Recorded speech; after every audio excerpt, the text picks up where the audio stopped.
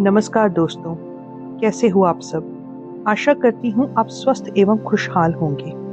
आज हम सुनेंगे कहानी अपरिचिता, जिसे लिखा है डॉक्टर पुष्पा सक्सेना जी ने।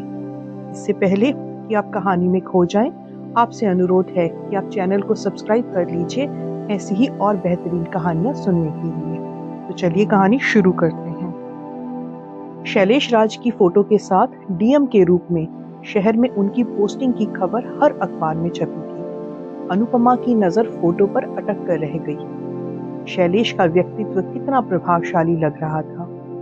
नीरज के ऑफिस जाने के बाद शैलेश को रिंग किया था।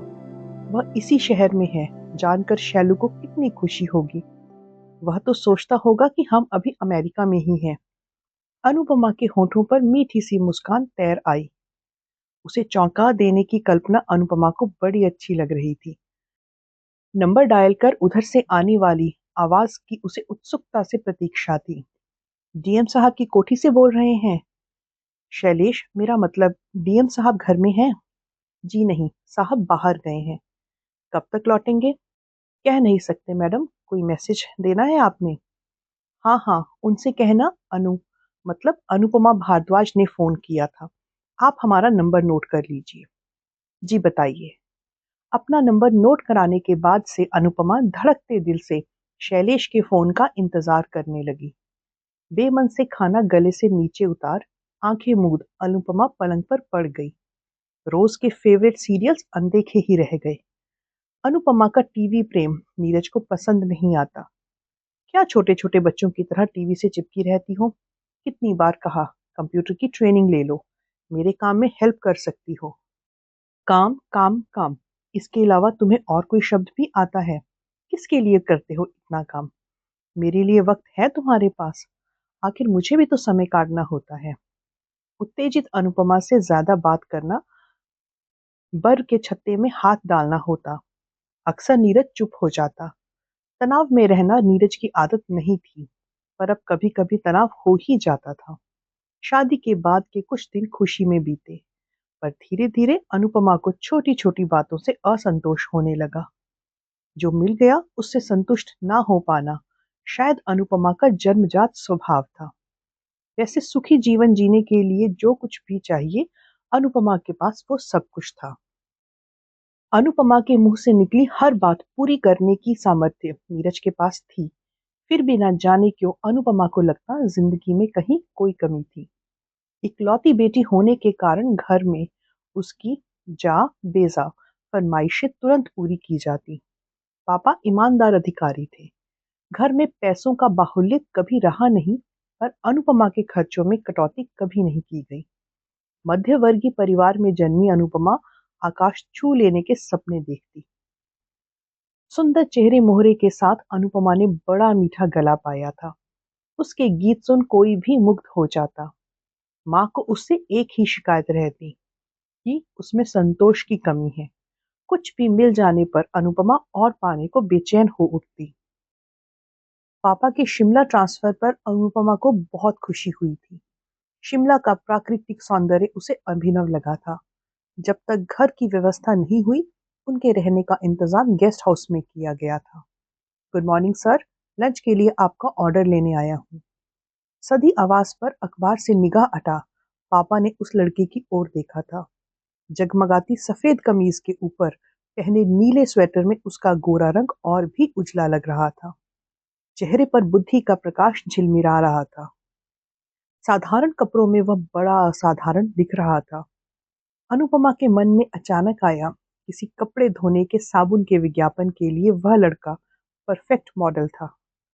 मुस्कुराती अनुपमा के हाथ में पापा ने मेन्यू कार्ड थमा दिया था। जब से अनुपमा अपनी पसंद नापसंद जाहिर करने लायक हुई, घर में सिर्फ और सिर्फ उसी की पसंद चलती। अनुपमा का बताया मेन्यू नोट करते युवक ने एक पल को दृष्टि उठाई थी। अनुपमा से दृष्टि मिलते ही नजरें झुका भी ली थी। अनुपमा को लगा उस लड़के में कुछ खास जरूर है। यहाँ घूमने जाने के लिए कौन कौन सी खास जगह हैं? माँ अचानक उससे पूछ बैठी थी। आप तो टूरिस्ट सीजन में आई हैं मैडम, लोग रोज साइट सीइंग टूर पर जाते हैं। यहाँ नीचे से बसेस और टैक्सीज चलती हैं। आप कहें तो आपकी सीट बुक करवा दूं? युवक उत्साहित था। नहीं नहीं, अब तो हमें यहाँ 2-3 साल रहना ही है। आराम से सारी जगह देख लेंगे। हाँ, आस-पास जहाँ पैदल जा सकें, वैसी कोई जगह हो तो बताओ। घूमने बैठने के लिए तो लोग रिझ जाते हैं। एक माल रोड है, दिन भर घूमते रहिए, लेकिन मन नहीं भरेगा। इस वक्त तो माल रोड पर टूरिस्ट का मेला लगा होगा। देखो, लंच जरा जल्दी चाहिए, मुझे ऑफिस जाना है। पापा को माँ की हर एक से बात करने की आदत से चिढ़ थी। यस सर, तुरंत भेजता हूँ। और लड़का फुर्ती से चला गया। बड़ा तौर तरीके वाला लड़का है, किसी अच्छे घर का लगता है। मम्मी की आंखों में एक प्रशंसा थी। हाँ, इस प्रोफेशन के लिए अच्छे मैनर्स सबसे बड़ी क्वालिफिकेशन होती है। पापा, आप आज भी ऑफिस जाएंगे? आज ही तो यहाँ आए हैं। अनुपमा के स्वर में शिकायत थी। हाँ बेटी, ड्यूटी भी तो आज ही ज्वाइन करनी होगी। तुम दोनों भी आज आराम करो, थक गई होगी। ओहो, इतने अच्छे मौसम में भला आराम किया जाता है। हम तो माल रोड जाएंगे। अनु के स्वर में बच्चों वाला उत्साह छलक रहा था। लंच लाने वाला लड़का कोई दूसरा था। खाना खाकर पापा ऑफिस चले गए और अनु मम्मी को जबरदस्ती रिज खींच कर ले गई थी। चारों ओर फैले कोलाहल के बीच अनुपमा को अकेलेपन ने घेर लिया। उसे अपनी पीछे छूट गई सहेलियां याद आने लगी। अब सब कुछ नए सिरे से शुरू करना होगा। मंजरी तो उसके शिमला आते समय कितना रोई थी। पर यही तो जिंदगी है। पापा ने समझाया था, शिमला यूनिवर्सिटी में पढ़ने का चांस किस्मत वालों को ही मिलता है। यहाँ ना आई होती तो उसे किसी शहर के हॉस्टल में रहना पड़ता। कल उसे यूनिवर्सिटी में एडमिशन के लिए जाना था। शिमला यूनिवर्सिटी का कैंपस देखकर अनु का मन खुश हो गया। प्रकृति के बीच शिक्षा केंद्रों की स्थापना वैदिक ऋषियों ने व्यर्थ ही नहीं की थी। अनु को आसानी से यूनिवर्सिटी में एडमिशन मिल गया। शिक्षा विभाग में होने के कारण पापा ने अनु की पढ़ाई पर पूरा ध्यान रखा था। अनु का जी चाहता वह सहेलियों के साथ पिकनिक पर जाए, फिल्में देखे, पर पापा ने उसे पढ़ाई से उसकी पकड़ ढीली नहीं पड़ने दी। परीक्षाओं में अनु हमेशा अच्छे अंक लेकर उत्तीर्ण होती रही। इतिहास उसका फेवरेट सब्जेक्ट था, इसीलिए एमए में भी उसने इतिहास विषय ही चुना था। यूनिवर्सिटी में पहले दिन अनुपमा थोड़ी नर्वस थी, पर सुजाता ने आगे बढ़कर स्वयं ही दोस्ती के लिए हाथ बढ़ाया था। अनुपमा का परिचय क्लास की दूसरी लड़कियों से भी सुजाता ने ही कराया था। 2-1 दिन में सब कुछ सहज सामान्य लगने लगा था। घर वापस लौटी अनुपमा मम्मी पापा को रोज की बातें सविस्तार सुनाती। तभी एक दिन अनु की भेंट शैलेश से हो गई थी। यूनिवर्सिटी में शोध छात्र के रूप में शैलेश को देखकर अनु चौंक गई। तुम आप यहाँ कैसे? जी हाँ, आपके ही डिपार्टमेंट में रिसर्च कर रहा हूँ। शैलेश के होठों पर हल्की मुस्कान थी। पर उस दिन तो आप होटल में। बात पूरी ना कर अनु अचकचा गई थी। हाँ, अब भी वहाँ पार्ट टाइम काम करता हूँ। टूरिस्ट सीजन में होटल्स और गेस्ट हाउसेस में कॉलेज स्टूडेंट्स का काम करना कोई नई बात नहीं है। अक्सर लड़के इस सीजन में काफी पैसा कमा लेते हैं। फिर पढ़ाई के लिए कैसे वक्त निकाल पाते हैं आप? जहाँ चाह वहाँ राह। लोग पिक्चर देखने जाते हैं, पिकनिक पर जाते हैं, पर क्या इन कामों के बीच में से पढ़ाई नहीं करते? वैसे मेरे इस काम को आप मेरी जरूरत कह सकती हैं। हमें तो पढ़ाई के साथ कुछ और कर पाने का वक्त ही नहीं मिल पाता। यहाँ तक कि घर में मम्मी की भी हेल्प नहीं कर पाते। बड़ी सच्चाई और मासूमियत के साथ अनु ने अपनी बात कही थी। अच्छी लड़कियां घर में माँ की मदद जरूर करती हैं। शैलेश शैतानी से मुस्कुराया था। तो क्या हम अच्छी लड़की नहीं हैं? अनु के स्वर में थोड़ा सा नाराजगी थी। नहीं नहीं, आप तो बहुत अच्छी हैं। Thank you. अनु मुस्कुराई। वैसे आपको शिमला कैसा लग रहा है? जितना देखा बहुत अच्छा लग रहा है, पर अभी सभी जगह कहाँ देख पाए हैं। हाँ, शिमला सचमुच बहुत अच्छा शहर है। हमें तो यहाँ के लोग भी बहुत अच्छे लगे। अनु ने शरारती स्वभाव में कहा। यहाँ के लोगों में मैं भी शामिल हूँ ना। हम आपको जानते ही कितना है जो अभी ये बताएं।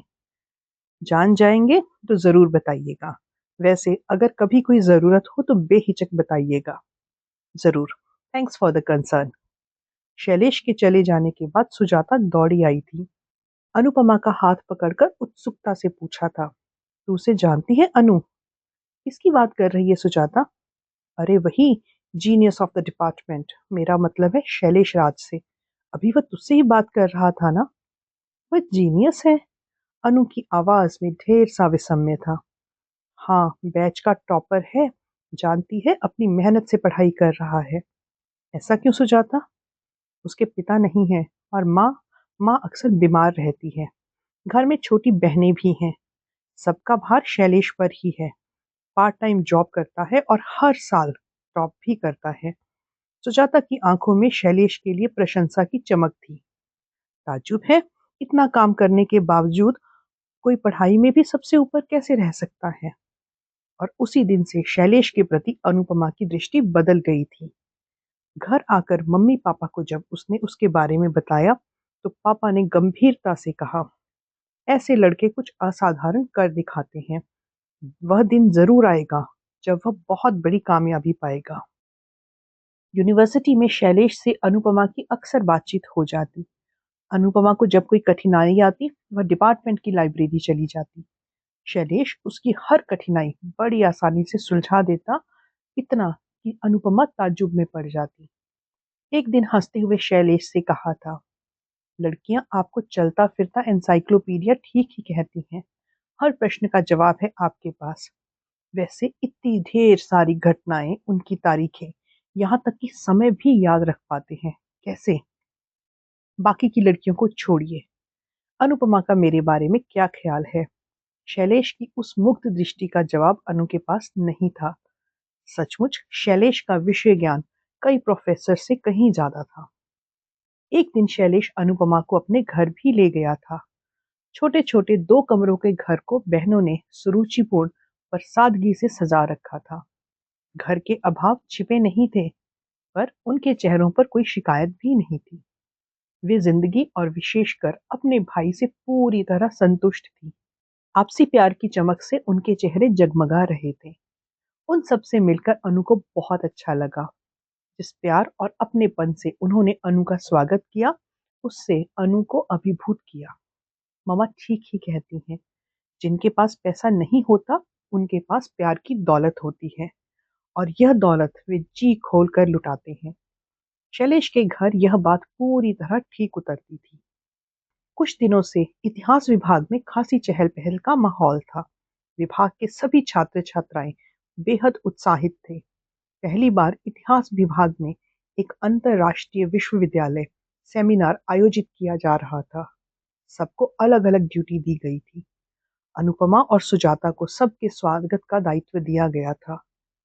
नियत दिन विशिष्ट व्यक्तियों की उपस्थिति में दीप जलाकर राज्यपाल द्वारा सेमिनार का उद्घाटन किया गया। अनुपमा ने अपनी मीठी आवाज में स्वागत गीत प्रस्तुत कर सबको मुग्ध कर दिया। अनु को माँ का मीठा स्वर विरासत में मिला था। सेमिनार में भारत और विदेशों से आए विद्वान इतिहासविद, मेधावी शोधकर्ताओं की उपस्थिति में शैलेश ने अपना पेपर प्रस्तुत कर अपनी नई खोजों से सबको चमत्कृत कर दिया। शैलेश के पेपर में मध्य युग के कुछ ऐसे ऐतिहासिक तथ्य दिए गए थे जिनकी चर्चा उस दृष्टिकोण से पहले कभी की ही नहीं गई थी। शैलेश का पेपर सबके बीच चर्चा का विषय बन गया। अमेरिका से आई प्रोफेसर जॉन ने तो उसे अमेरिका आने का निमंत्रण भी दे दिया। गंभीर मुस्कान के साथ शैलेश ने सबकी बधाइयां स्वीकार की थी। अनुपमा सचमुच अभिभूत थी। काश हमारे पास आपकी बुद्धि का चौथाई अंश भी आ पाता। मेरी बुद्धि ही क्यों, सशरीर हाजिर हूँ, स्वीकार कीजिए। यह बुद्धि भी आपकी ही गुलामी करेगी। अनु को गहरी दृष्टि से देखकर शैलेश ने परिहास किया था। सच कह रहे हैं, आपकी बुद्धि क्या किसी की गुलामी कर सकती है? अपनी बड़ी बड़ी आंखें शैलेश पर गड़ा अनु ने परिहास का जवाब दिया था। हुक्म कीजिए, मेरा सब कुछ आपका है। आपकी मीठी आवाज का जादू तो किसी को भी अपने वश में कर सकता है। अनुपमा, आपको भी? अचानक फिसल गए प्रश्न पर अनु ने जीभ दांतों तले दबा ली थी। मैं तो कब का आपके जादू में फंस चुका हूँ। हाँ, आप बताइए, आप मेरे बारे में क्या सोचती हैं? शैलेश को बधाई देने आई सुजाता ने अनु को जवाब देने का मौका ही नहीं दिया। बधाई शैलेश जी, आज आपकी वजह से हमारा डिपार्टमेंट पूरी दुनिया में नाम कमा रहा है। थैंक्स। शैलेश जी, डायरेक्टरेट मिल जाने के बाद आपकी क्या योजना है? पीएचडी पूरी करके यूनिवर्सिटी में पढ़ाना ही मेरा सपना है सुजाता जी। हाँ, वही ठीक होगा। आप जैसे मेधावी प्रोफेसर से पढ़ने वाले स्टूडेंट्स का तो जीवन ही संवर जाएगा। उनमें भी आपकी तरह कुछ नया खोज निकालने की ललक रहेगी। इतिहास के लिए खोज निकालने की ललक चाहिए। इतिहास के लिए ऐसे ही शोधार्थी चाहिए। सुजाता के हर शब्द से उत्साह झलक रहा था। नहीं, आप जैसे ब्रिलियंट स्टूडेंट को तो आईए ऑफिसर बनना चाहिए। प्रशासनिक सेवा में आपकी ही जरूरत है। आप चाहती हैं मैं टीचिंग प्रोफेशन में न जाकर एडमिनिस्ट्रेशन में जाऊं? आईएएस एग्जाम की बात तो मैंने सोची ही नहीं थी। अनु की बात पर शैलेश भी एक बार की सोच में पड़ गया था। सिर्फ हम ही क्यों, कोई भी अक्लमंद आदमी आपको यही सलाह देगा। प्रोफेसरशिप में रखा ही क्या है? आईएएस तो 3 जादुई शब्द हैं, कितना ग्लैमर है। दूर के रिश्ते के कलेक्टर मामा के वैभव ने अनु को हमेशा ही मुक्त किया था। धत तेरे की, तेरे जादुई शब्दों और ग्लैमर की। शैलेश जी, आप इसकी बातों पर मत जाइए। हमें विश्वास है आप कुछ ऐसा नया जरूर खोज निकालेंगे कि दुनिया भर में आपका नाम होगा। सुजाता ने अनु की सलाह पर अपनी राय जताई थी। हौसला अफजाई के लिए शुक्रिया। वैसे आप दोनों सहेलियों की पसंद बिल्कुल अलग अलग है। शैलेश हंस दिया था। घर आकर अनुपमा सोच में पड़ गई। पिछले कुछ दिनों से शैलेश ऐसे संकेत दे रहा है जिनमें अनुपमा के लिए गहरी चाहत साफ झलकती। खुद अनु को शैलेश पसंद था। उसकी बुद्धि, तेजस्विता से आकृष्ट करती। आईएएस की परीक्षा क्वालिफाई कर लेना उसके लिए कोई बड़ी बात नहीं थी। अगर वह आईएएस हो जाए तो बचपन से कुछ खास बन सकने की अनु की इच्छा जरूर पूरी हो सकती है। कलेक्टर एक तरह से पूरे जिले का राजा ही होता है। स्कूल कॉलेजेस में कलेक्टर्स की वाइफ को पुरस्कार बांटते देख अनुपमा को उनके भाग्य से ईर्ष्या होती थी। क्या कोई दिन ऐसा आएगा जब वह भी पुरस्कार बांट सकेगी? शैलेश की बीमारी की बात सुन अनुपमा उसे देखने उसके घर गई। उसे देखते ही शैलेश खिल उठा। जहे नसीब आप यहाँ आई। ऐसा क्यों कहते हो? हम कोई खास मेहमान तो नहीं है। अनु सकुचा गई। मेरे लिए तो आप बहुत खास हैं। ना जाने किस खुशनसीब की किस्मत में हैं आप। शैलेश अब गंभीर हो गया था। जी, ऐसे क्यों कह रहे हो? आईएएस बने बिना क्या आप मुझे स्वीकार करेंगी? प्लीज ऐसी बातें मत करो। अनु संकोच से भर उठी थी। अगर सच यही है तो आपका सपना पूरा करने का वादा रहा। शैलेश हल्के से मुस्कुरा दिया। अच्छा, अब आप जल्दी से ठीक हो जाइए। हम बस यही कहने आए थे। धड़कते दिल से अनुपमा शैलेश की बातें दोहराती रही। शैलेश ने स्पष्ट और साफ शब्दों में अपने मन की बात बता दी थी।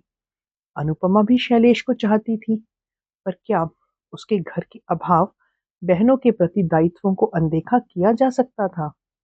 शैलेश के लिए तो अनुपमा की हर बात पूरी करना उसका सबसे बड़ा काम होता।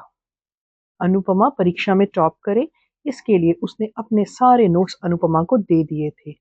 हमेशा उससे उत्साहित करता रहता। इसी बीच प्रोफेसर देव के अमेरिका चले जाने पर शैलेश की उन्हीं के रिक्त स्थान पर लेक्चरर के रूप में नियुक्ति हो गई थी। सुजाता ने शैलेश को सच्चे मन से बधाई दी थी। आप जैसे प्रतिभाशाली की मानसिक क्षुधा केवल शिक्षण द्वारा ही पूरी हो सकती है। हमें खुशी है आप नई जिंदगी शुरू कर रहे हैं। अकेले में शैलेश ने उससे पूछा भी था, अनु, तुम मेरी नियुक्ति से खुश नहीं हो? हमने ऐसा कब कहा? अभी तक बधाई भी नहीं दी तुमने मुझे। बधाई हो शैलेश। यह बधाई दिल से नहीं दी गई है। देखो अनु, मेरी थीसिस 1 साल में जरूर सबमिट हो जाएगी। उसके बाद ही कुछ और सोच सकता हूँ। तब तक तुम मेरा इंतजार करोगी ना अनु? पता नहीं शैलेश, शादी का निर्णय सिर्फ मेरा ही तो नहीं होगा। मम्मी पापा के लिए एक हम ही तो हैं। आजकल वे दोनों बस हमारी शादी की ही बातें करते रहते हैं।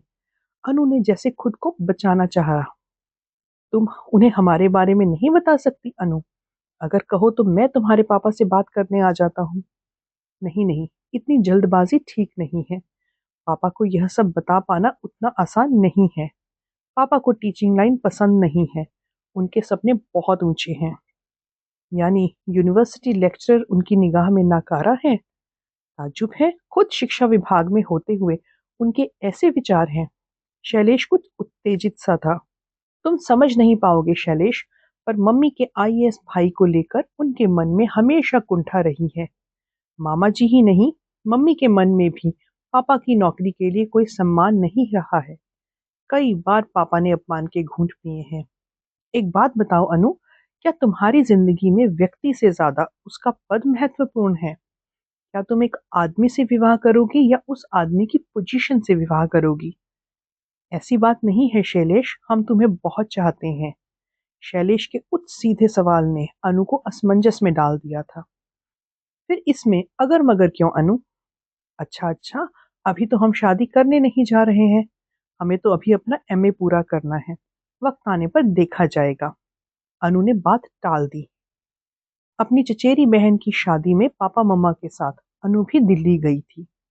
उसी शादी में नीरज ने अनु को देखा था। अमेरिका से कंप्यूटर इंजीनियरिंग डिग्री के साथ नीरज अमेरिका में ही एक ऊंची नौकरी कर रहा था। एक उपयुक्त भारतीय लड़की की तलाश में वह भारत आया था। शादी में अनुपमा के भोले सौंदर्य और उसके गले से निकले मीठे गीतों ने नीरज का दिल जीत लिया। नीरज के घर से अनुपमा के लिए विवाह का प्रस्ताव मिलना आकाश के तारे झोली में आ जाने जैसी बात थी। मम्मी पापा की खुशी का ठिकाना ही ना था। नीरज का अपार वैभव उनकी बेटी का हो सकता था, इस बात पर विश्वास कर पाना सहज नहीं था। अनु कुछ और सोच पाने की स्थिति में नहीं थी। शादी में जमा सारे रिश्तेदारों ने उस पर बधाइयों की इस तरह बौछार की कि ना कहने का सवाल ही नहीं उठ पाया। नीरज के घर वालों ने तुरंत सगाई के साथ ही शादी की पेशकश की थी। भगवान की कृपा से उनके यहाँ किसी चीज की कमी नहीं थी। 4 दिन बाद नीरज को अमेरिका वापस लौटना था, सो शादी करके ही जाए।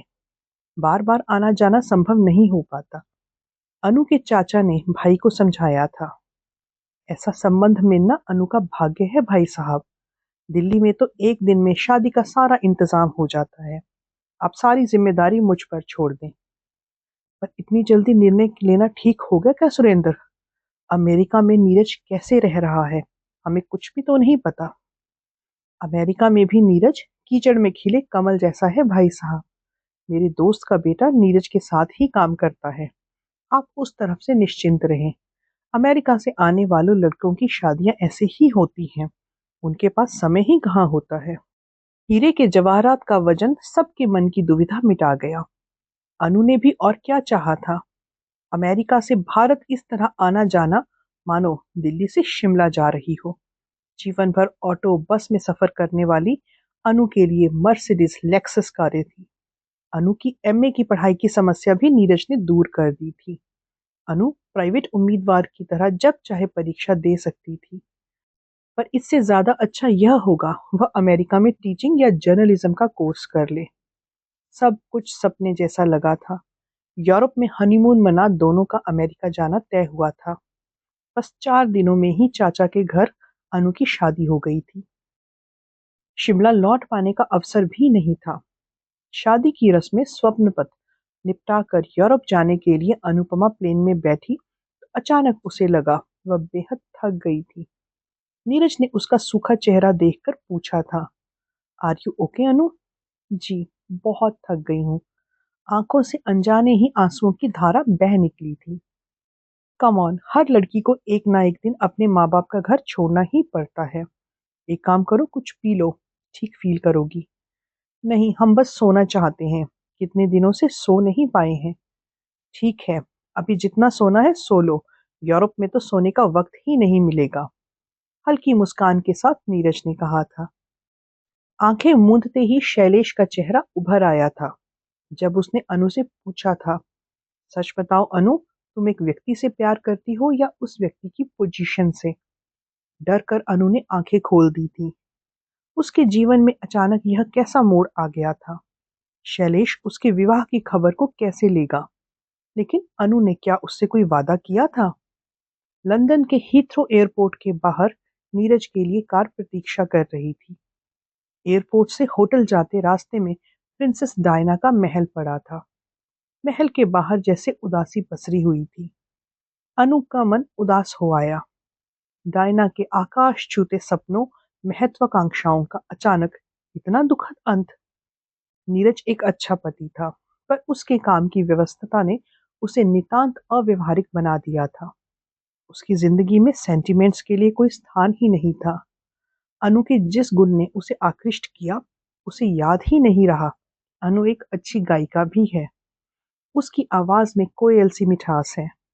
अनु उसकी पत्नी थी। उस पर उसका पूरा अधिकार है। बस यह बात उसे अच्छी तरह याद रहती। पत्नी का फर्ज है वह पति की हर जरूरत पूरी करे, उसकी सुख सुविधा का ध्यान रखे। बदले में अनु के लिए धन संपत्ति की कोई कमी नहीं थी। कहीं भी आने जाने के लिए कार थी। पहनने को बढ़िया से बढ़िया कपड़े और जेवर थे।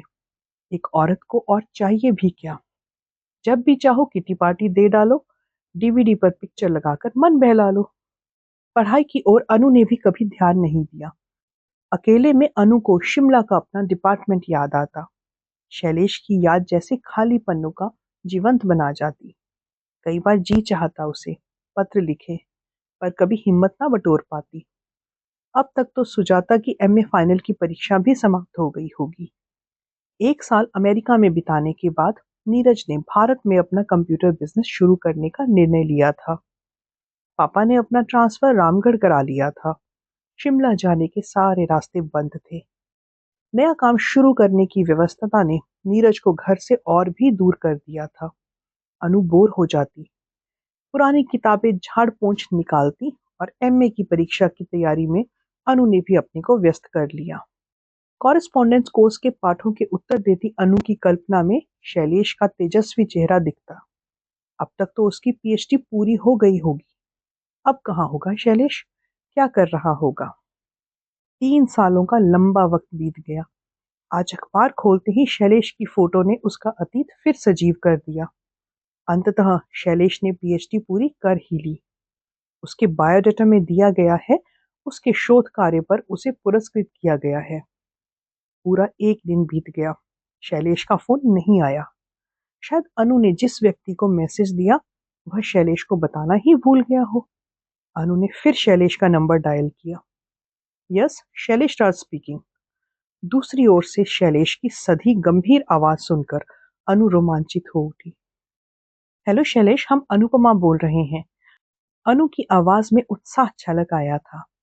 कुछ देर मौन के बाद शैलेश की आवाज सुनाई दी थी। बताइए अनुपमा जी, मैं आपके लिए क्या कर सकता हूँ। आवाज में व्यावसायिकता के पुट ने अनु को चौंका दिया था। शायद आपने हमें पहचाना नहीं। हम शिमला में आप यूनिवर्सिटी। ठीक कहती हैं आप, मैंने सचमुच आपको नहीं पहचाना। आप हमसे नाराज हैं। अपमानित अनु का गला रुंध गया था। नाराजगी अपनों से होती है। आप एक अपरिचिता हैं। अच्छा हो आप अपना काम जल्दी बता दें, मुझे देर हो रही है। जवाब में अनुपमा की सुबकियां सुनाई दे रही थी। देखिए मैडम, इस तरह का व्यवहार आपको शोभा नहीं देता। आप एक समझदार महिला हैं और मैं हूँ एक जिम्मेवार ऑफिसर। हमें माफ कर दो शैलेश, वरना हम मर जाएंगे। तुम्हारा ऐसा बर्ताव हम सह नहीं पाएंगे। किस बात की माफी मांग रही हैं आप? आपने मुझे स्पष्ट बता दिया था कि आप किसी ऊंचे ओहदे वाले व्यक्ति की पत्नी बनना चाहती थी। आपने व्यक्ति से नहीं, उसकी पोजीशन से प्यार किया। अब जब आपको आपका मनचाहा मिल गया, फिर यह रोना धोना क्यों? आवाज में पता नहीं व्यंग था या परिहास। तुम तो यूनिवर्सिटी में प्रोफेसर बनना चाहते थे, फिर भी प्रशासनिक सेवा को अपना प्रोफेशन बनाया। क्यों शैलेश? किसी ने जिंदगी की कड़वी सच्चाई बताई थी अनु। एक शक्ति संपन्न व्यक्ति ही सबके आदर का पात्र बन सकता है, उसे चाहा जा सकता है। बस मुझ में भी एक जिद आ गई और वही बन गया। पर सब लड़कियां तुम्हारी तरह व्यवहारिक और महत्वाकांक्षा नहीं होती अनु। इसी सच्चाई ने मुझे जीने का मंत्र दिया है। कौन है वह लड़की जिसने तुम्हें जीने का मंत्र दिया शैलेश? अनजाने ही अनु की आवाज में ईर्ष्या छलक आई। सुजाता। सुजाता है वह लड़की। उसने मुझे चाहा। मुझे पाकर उसे जिंदगी की सारी खुशियां मिल गई। जब मैं लेक्चरर था, हमने विवाह तभी किया था। तो यह क्या सुजाता की इच्छा थी कि तुम यूनिवर्सिटी लेक्चरशिप छोड़ डीएम बनो? नहीं, उसने तो यूनिवर्सिटी ना छोड़ने की जिद की थी। यह तो मेरी जिद या बचपना था। बात पूरी ना कर शैलेश रुक गया था। अभी सुजाता कहाँ है? नीचे मेरा इंतजार कर रही है। हम दोनों बिना पैसे लिए एक कोचिंग इंस्टीट्यूट में पढ़ाते हैं। क्यों शैलेश, अब तुम्हें इसकी क्या जरूरत है? यह बात तुम नहीं समझ सकती, पर सुजाता जानती है। पढ़ाना मेरा पहला प्यार है और इस प्रोफेशन में आना मेरी वादा अदायगी थी। वह चाहती है मैं विद्यार्थियों का मार्गदर्शन कर उन्हें कुछ नया करने के लिए प्रेरित करूं। वादा अदायगी? कहीं तुम मुझसे किए गए वादे की बात तो नहीं कर रहे हो शैलेश? अनु का रोम रोम जैसे कान बन गया था। जी नहीं। एक बात कहना चाहूंगा, मेहरबानी करके आज के बाद दोबारा कभी फोन मत कीजिएगा। हम दोनों अपने आज से बेहद खुश हैं और मैं उसमें अतीत का जहर नहीं खोलना चाहता। Thanks for calling. Good bye. उधर से फोन काट दिया गया था। अनु हथेलियों में मुंह छिपाकर फूट फूट कर रो पड़ी। तो दोस्तों, ये थी आज की कहानी। कहानी कैसी लगी हमें कमेंट करके ज़रूर बताइएगा। अगर कहानी अच्छी लगी तो इसे लाइक कीजिए और शेयर कीजिए, और ऐसी ही और बेहतरीन कहानियाँ सुनने के लिए चैनल से जुड़े रहिए। मिलती हूँ फिर एक और नई कहानी के साथ। तब तक अपना ध्यान रखिए। धन्यवाद।